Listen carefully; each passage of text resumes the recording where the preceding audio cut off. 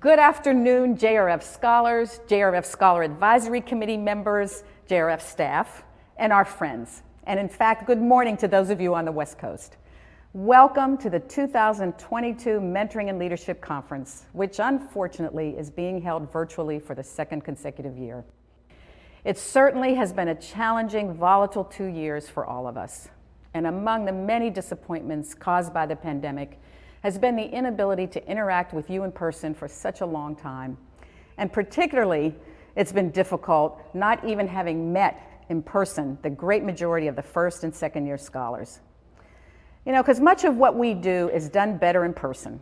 The bonding that happens, the hands-on mentoring, the experiences that we share in New York City every March, and the various events throughout the year are all much richer and perhaps more memorable in person. But here we are, and I know we will make the best of things just as you all have done, functioning as remote and partially remote college students all year. I bring you greetings from our venerable, beloved, wonderful founder, Rachel Robinson, who will turn 100 years old on July 19th of this year, just in time to cut the ribbon on July 26th on our new Jackie Robinson Museum in New York City. So big year for us here at the Jackie Robinson Foundation, and some of you baseball fans may have seen, while this is a tumultuous year in baseball with the player lockout, it is also the 75th anniversary of our namesakes having courageously broken the color barrier in Major League Baseball, which he did on April 15th, 1947, when he walked onto Ebbets Field to play for the Brooklyn Dodgers Baseball Club. By now, I do hope all of you have read Jackie Robinson's autobiography. And I think it's worth pointing out that the significance of what our namesake did in 1947, and for the 10 years that he played professional baseball after that, is that baseball back then was the great American pastime. In large part, leisure time was spent going to a baseball game or going to the movies. There were not the options we have today, so when we think about integrating baseball, we were essentially integrating American society. And while there were fans, too, of that great experiment that Jackie Robinson and Dodgers manager Branch Rickey took on back in 1947, it was met with much pushback. But it ultimately succeeded. And yes, it was a big deal. So big that we are opening a museum in Jackie's honor this summer. But back to the agenda at hand. During these next 3 days, please make every effort, despite perhaps having met your saturation point looking at computer screens, to be active participants in the program that the staff has painstakingly put together for you. It would be great to see faces and hear voices and not simply read names on a screen, so please tune in live and in color.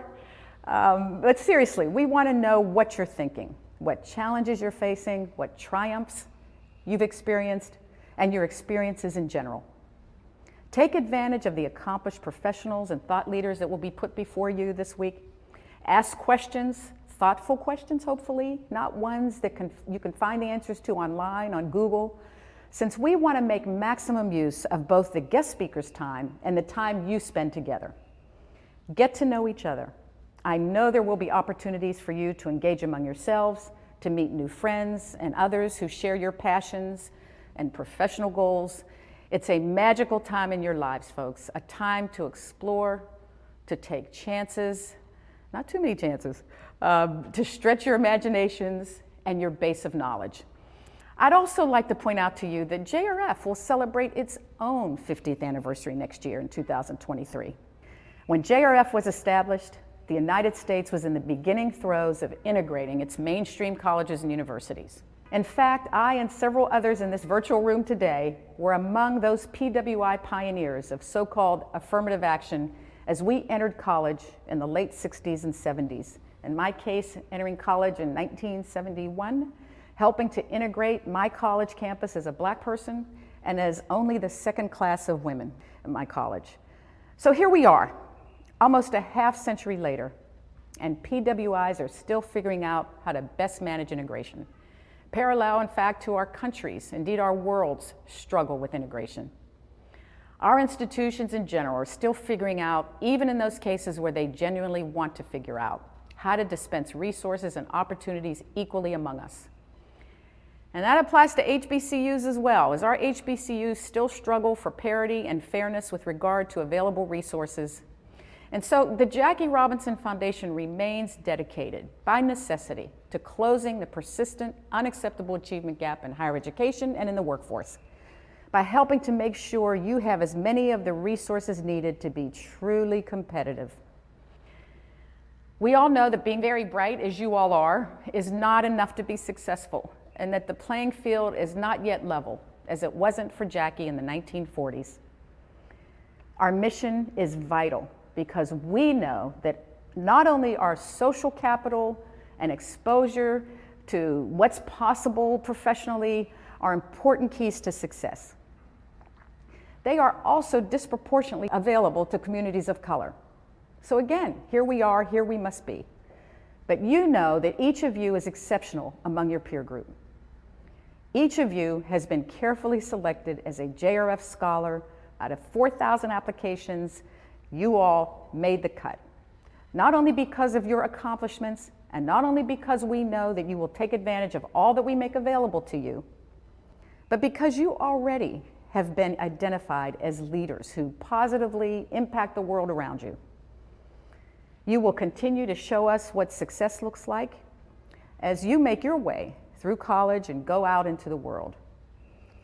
Even through those rough patches, which you undoubtedly will encounter, you demonstrate the best of young people today, and we endeavor to support you however we can. But make no mistake, you help us do better.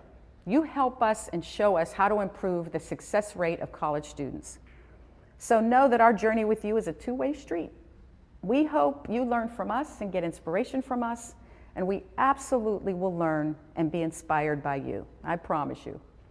And I say all of that to say we need you to respond thoughtfully to the surveys the staff will send to you after the conference. You may even get some during the conference. We want to ensure that our program continues to evolve to address the real practical needs of today's college student, so we can be effective, not just for you, but for the cohorts that follow you. There are new ways in our world of communicating, of doing business, of networking, and of interacting on every level. And those ways are changing at lightning speed, much too fast for me. But we want to stay on top of those changes. The staff will stay on top of those changes to be helpful to you, to meet your needs. And we very much need your input to help that process. For those of you who have gotten to know the JRF staff a bit, you know that we are sincere in this. We really want to hear your feedback, including your complaints. For example, we know that we need to up our podcast game. We know that we need to not only meet you where you are, but to provide content that is relevant. That's the great part about a program for very bright students. You can assist us in figuring out how to be helpful and supportive to figure out what your real needs are. You know, I'll give you another example. I understand in recent years we were asked to bring younger professionals onto our career panels. You told the JRF staff, you know, we want those who have not been out of college very long so that we can, you know, understand, so you can get a more proximate insight into what to expect in the working world. And we tried to do that. We have, to the best of our ability, been recruiting younger members of our panels. You asked to include a scholar debate on the MLC agenda some years ago to allow for a different type of engagement among you. Can't do that virtually, but we will bring that back as soon as we're in person again. And there are a good number of other suggestions that have come from you as scholars and that have been implemented. So again, keep your feedback coming. I would ask only that you be mindful that the staff is motivated to implement program elements that speak to the research that we find among those experts who talk about college success, who write about college success, and we endeavor to be strategic and varied in content to achieve longer term goals. Again, we may not always accept your suggestions, but we will continue to try to be responsive. And finally, I won't do my long dog and pony show on our core values this year, but as you continue to persevere in these tough times when we may be looking at another global crisis, that of an international war on the heels yet of a devastating pandemic, as you set and abide by your personal priorities and urging you to reach out when you are experiencing challenges, I do want to highlight and ask you to think about what JRF's core values mean to you. And for those of you for whom it's not readily accessible, I will express to you our core values, and they are 5 strong: discipline, integrity, courage, humility, and compassion. And I don't have to tell you that these are all drawn from our namesake and from our founder, Jackie and Rachel Robinson. I hope you will keep those in front of mind as you go out and conquer the world in good ways. Thank you for your attention. Let's enjoy these few days together, and I look forward to enjoying this time with you personally. Here's to an in-person conference in 2023. Good afternoon, JRF Scholars. Today, you'll get a glimpse into the culture and diversity initiatives on one of the most powerful companies in America. I'm honored to be joined by fellow Yale alumnus, Megan Hogan. Ms. Hogan serves as Goldman Sachs' Global Head of Diversity Strategy, Programming, Recruiting, and Chief Operating Officer for Global Inclusion and Diversity Committee. At Goldman, Ms. Hogan is spearheading initiatives focused on the development, retention, and promotion of diverse professionals. Prior to joining Goldman, Ms. Hogan practiced law for 8 years at elite international law firm, Wilkie Farr, often dedicating significant time to pro bono cases. Welcome, Ms. Hogan. Thank you so much for joining us today. My absolute pleasure. Yeah, so before we jump into questions, I have some rapid fire questions for you. Excellent. So, given it's the pandemic and all that, where is the craziest place you've taken a conference or a call? Oh, there's so many. Probably the bottom of my son's closet at some point, when both the kids were in their rooms doing virtual school learning. My husband was also on the laptop in our office, and the only place for me to have a private conversation was in a closet. Okay, makes sense. I think a lot of parents have that experience. Yeah, I've taken calls on the subway. Please don't tell my boss. You're running late to work. That's okay. Also, we've all had a bit of free time at home. So what is a TV show or movie that you really enjoyed watching recently? So you would think I went into a time capsule, because there were tons of shows that I didn't watch from decades ago. So I picked up Parks and Recreation as a show, and 30 Rock. Euphoria is like the most recent show that I've recently picked up on. But I spent so much time on Netflix, it's hard to pin it down to one thing. Yeah, it's an addiction for sure. And final rapid fire question, what is a talent or skill that not many people know that you have?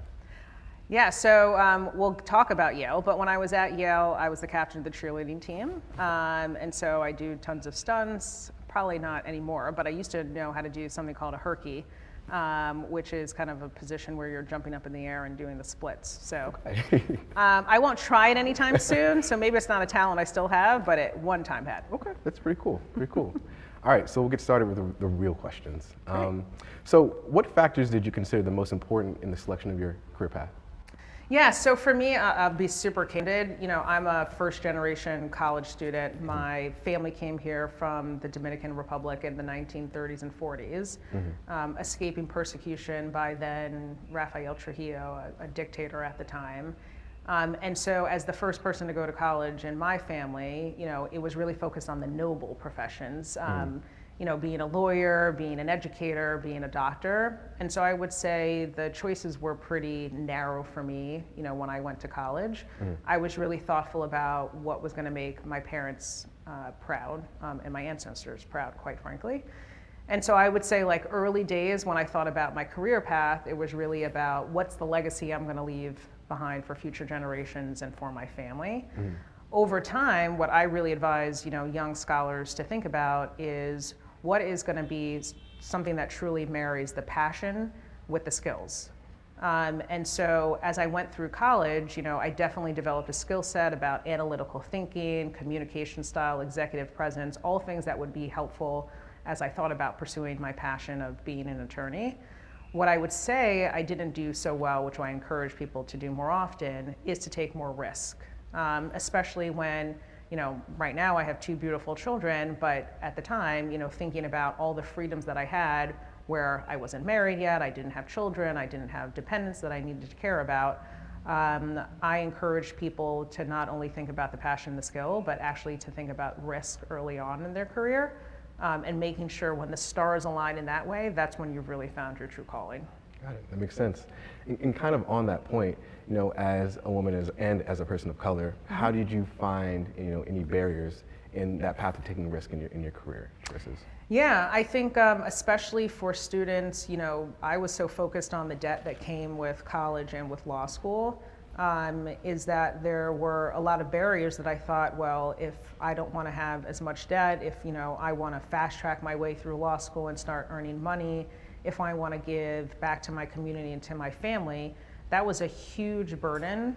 And all of that stress, I think that underrepresented groups sometimes have, can lead not to thinking about true potential. I was more focused on a job as opposed to a career in those early days, because it was just about what potentially could make the most money, right. What potentially would shave off debt, where could I help out, with my mom, who at the time when I was in college was working, 2 full-time jobs.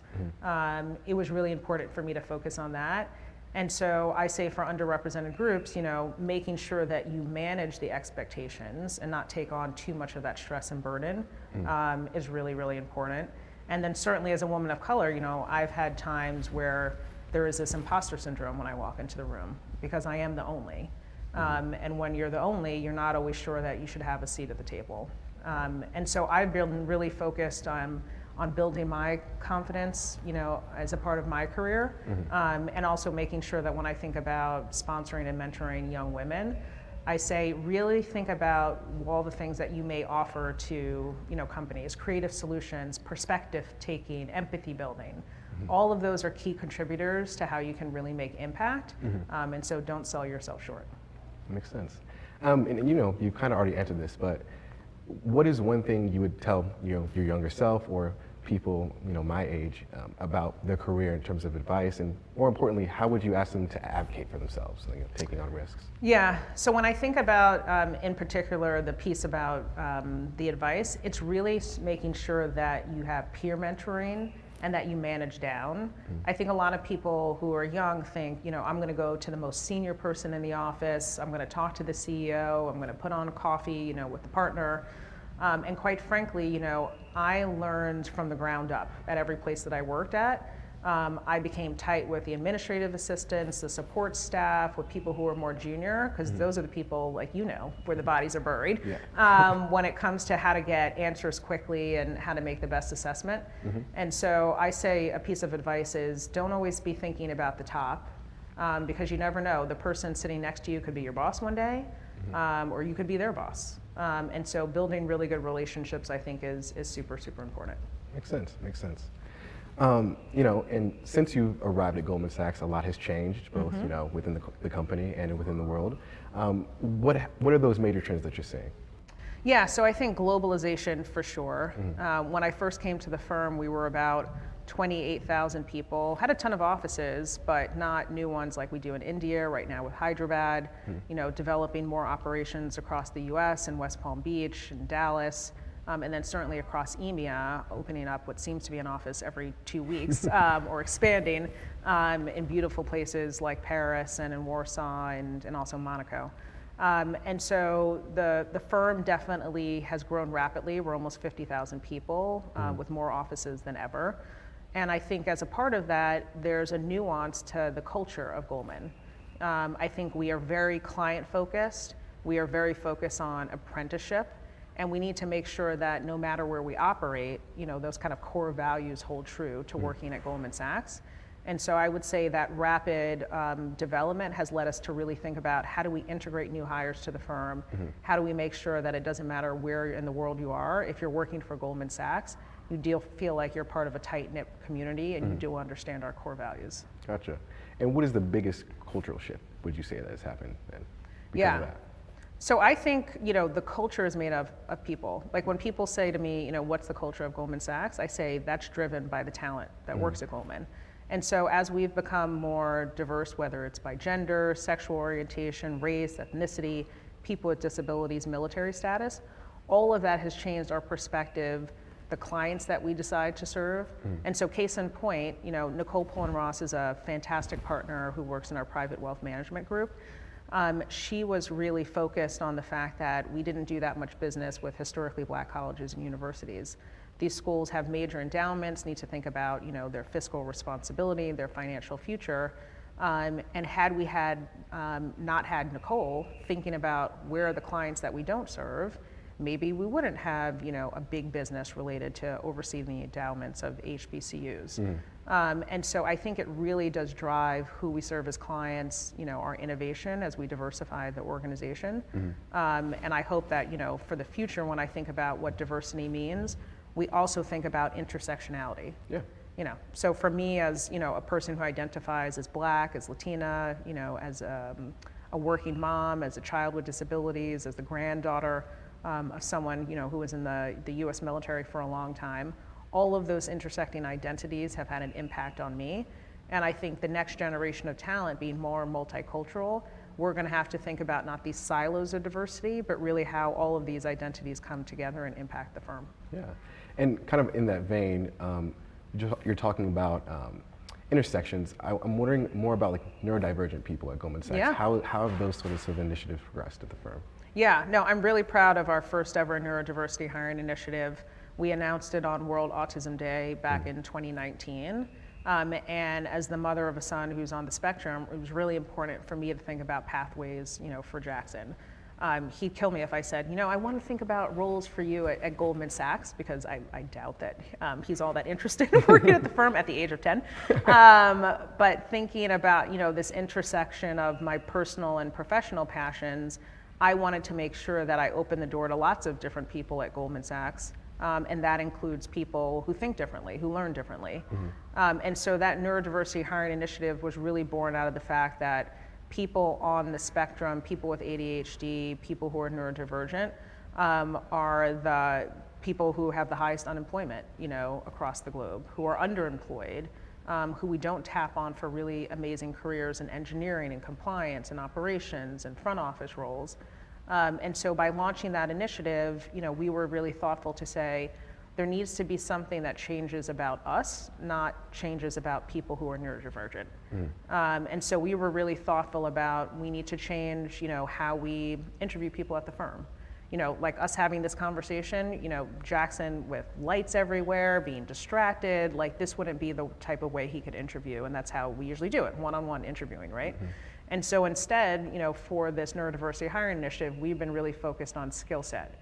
So how do you actually get to the skill set of people on the spectrum? By actually testing them, by having coding, programming skills, questions that are oriented about, engineering and programming that they might actually do. And that's really where you unlock the potential, as opposed to doing something that's standard from one group of people that might not work for others as well. Yeah, I totally understand. Bringing it back to you for a second, how have you maintained your sense of belonging as a Black woman in a predominantly white field? Yeah, sure. I mean, so when I think about my early career, I would say it was more assimilation, if I'm being completely honest. I worked at a big law firm. It was pretty male dominated, dominated by very few men or women of color. And at that point in time, I thought to myself, there's a certain way I need to present myself. There's a certain way I need to show up to the office. And I realized that overriding anxiety around belonging in a way that was not true to myself was definitely taking up way too much energy, way too much brain space. And so it eventually caught up with me where I was just completely burnt out by the inauthenticity of it all. And I said, no, I'm gonna just be out there talking about that I bleed Yankee blue. I'm from Flatbush, Brooklyn. I'm a first generation student. Usually I'm trying for the audience to slow down, but I usually talk a mile a minute, dropping a lot of F-bombs usually, but I won't for this audience, I swear. And so, it was a freeing moment where I could put all my collective energy and passion into the work. And that was really a pivotal point for me when I was about a fourth year associate at a firm. And it's really then built up my confidence that because I can spend more time on building relationships with clients, with advocacy work, no matter what I'm doing, I've never looked back from that, and I've tried to impart that to more young people of color in terms of that confidence building and making sure you're being authentic. And how would you advise young people to do the same? I certainly feel sometimes like I can't be exactly who I want to be all the time at work. How do I overcome that barrier? So I think being just very candid and front-footed, like you'd be surprised the number of people, I mean, most audiences that I go to when I'm speaking at big conferences or I'm meeting people for the first time, within the first 5 minutes, I just give, the story of self. And so getting that story of self down pat, I think is really important. And so don't ask me how I'm doing if you really don't want to know the answer, is my kind of phrasing on this. And if someone says, tell me about yourself, I'm really going to tell you who I am. Just the same way I've talked about it during this chat, and what's important to me. And the more practice makes perfect, right? The more you're able to talk about that story of self, what's important to you, what's authentic to you, how you navigate the world, differently as a person of color. As that gets easier and you talk to more people about it, you don't build up that anxiety about it. And then quite frankly, you'd be surprised how many building of bridges that you make across commonality because you're sharing a little bit about yourself. There are plenty of people who I would have never imagined I'd be friends with because just based on affinity. And it's because we've talked about, the Dominican Republic. We've talked about the Bronx, where my dad grew up. We've talked about that we have family in the military. We talk about our favorite vacation spots. And so if you don't open up yourself to that, you're never gonna build really strong relationships. Makes sense, thanks. And what are some of the most difficult things about your job? Oh my gosh, we don't have enough time. I would say a couple of things are, you talked about what has changed over time, this globalization. I'm one person, I have an amazing, fantastic team. Christina's here in the studio today. But there's only so much time and attention I can have, in terms of that like hand-to-hand combat of retention and recruitment. And so I would say as the firm grows bigger, the biggest challenge is how do you really have high touch engagement? How do you make engagement scalable is one thing. And then also because, like I said, there's all these intersecting identities, it's very hard for sometimes people to understand is that you have to meet the crisis, at the time. So we have so many people, and unfortunately the world is going through so much right now. Sometimes people feel as though like, am I being prioritized? And what we have to say is, all of our people at Goldman Sachs are priorities in some way, shape, or form, but we have to lean in at different points in time. Like right now, especially with the crisis going on in Ukraine, that's a population that we're leaning into, people who have ties to Ukraine and making sure they have the right resources and wellness. It doesn't mean that we don't care about other populations, but there's points in time where we really need to make sure we're taking care of our people. Right. And so, events such as Ukraine and those that happened in 2020, Yeah. How have those things been reflected in DEI initiatives recently? Yeah, and so I think I'm proud to say that, in my previous role when I was in diversity recruiting and other DEI initiatives at the firm, I think we were always very intentional about our goals, but we weren't as transparent as we could have been. And so I think 2020, after the murder of George Floyd, was really a pivotal point for a lot of companies, including ours, which is to say, we may embed diversity, equity, and inclusion into our practices, into our talent, but are we really holding ourselves at the right level of accountability? And so I think in terms of that change there, management has been very focused on what it means to be accountable. David Solomon, our CEO, has said he wants driving diversity and inclusion to be part of his legacy. And he really means it. I mean, it impacts the pay and performance of our managers, including our management committee, the most senior people at the firm. And sometimes you have to have the carrot and the stick. So the stick is, the impact on pay, and the carrot is, doing the right thing and making sure we have a more equitable society. And so I would say that transparency piece, that really goal-oriented nature around what we do is probably what's changed the most. Got it. And how does Goldman's approach to diversity differ internally versus with its clients, for example? Yeah, I think now they're more aligned than ever. There used to definitely be this bifurcation of the two, which is when it came to clients, it was more philanthropic. And when it came to our internal narrative, it was just about retention and recruiting. I think now it's more aligned than ever. We're telling ourselves that our own board and our committee should be more diverse. The same way now we won't take companies public if there's not diversity on their board. Right. So that's like an alignment there. The same thing with not just thinking about philanthropy when it comes to things like our 1 Million Black Women Initiative. That's a $10 billion commitment to investing capital in narrowing the income gap and the wealth gap between Black families and white families. Normally, we probably would have just given to philanthropic organizations to support Black women, but now we're saying, no, we're treating society almost as a client. We need to invest our capital, our own dollars, into making sure that we're thinking about proper health care, education, workforce advancement, financial literacy for Black women who are the heads of households, and can really move forward in terms of narrowing the equity gap by focusing on these key initiatives.